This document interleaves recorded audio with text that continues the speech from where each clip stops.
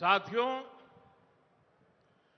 कांग्रेस और INDI alliance की सोच हमेशा से विकास विरोधी और किसान विरोधी रही है।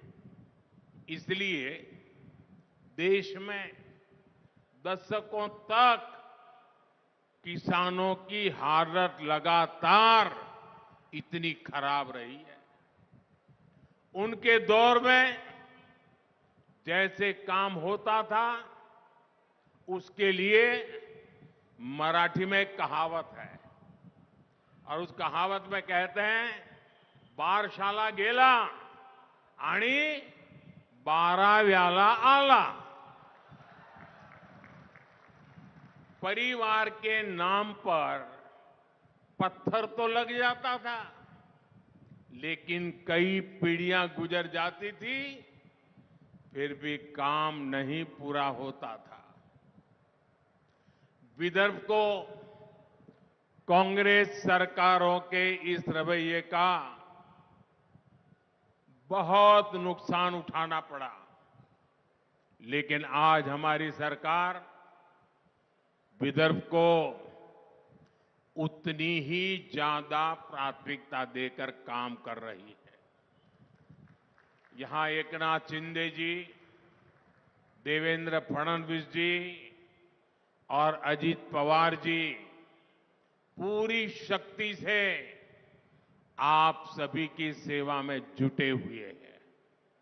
आप देखिए, एनडीए सरकार बाला साहब ठाकरे समृद्धि महामार्ग का निर्माण करवा रही है। आज नागपुर से गोवा के बीच 1 लाख करोड़ रुपए की लागत का ग्रीन हाईवे बन रहा है।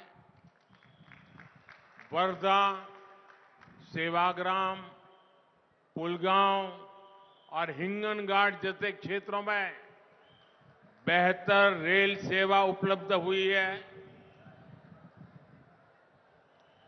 वर्धा, यवतमाळ, नांदेड़ के बीच रेलवे लाइन और वर्धा से बल्लार शाह के बीच रेल ट्रैक जैसे प्रोजेक्ट इस क्षेत्र की कनेक्टिविटी बढ़ा रहे हैं। दामनगांव रेलवे स्टेशन का पुनर्विकास किया जा रहा है।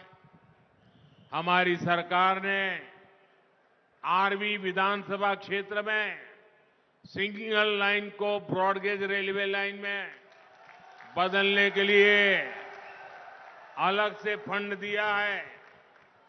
वर्धा के सिंधली में ड्राई पोर्ट का काम भी पूरा हो चुका है और देश में टेक्सटाइल इंडस्ट्री को बढ़ावा देने के लिए जो टेक्सटाइल पार्क बन रहे हैं, उनमें एक अमरावती में बन रहा है।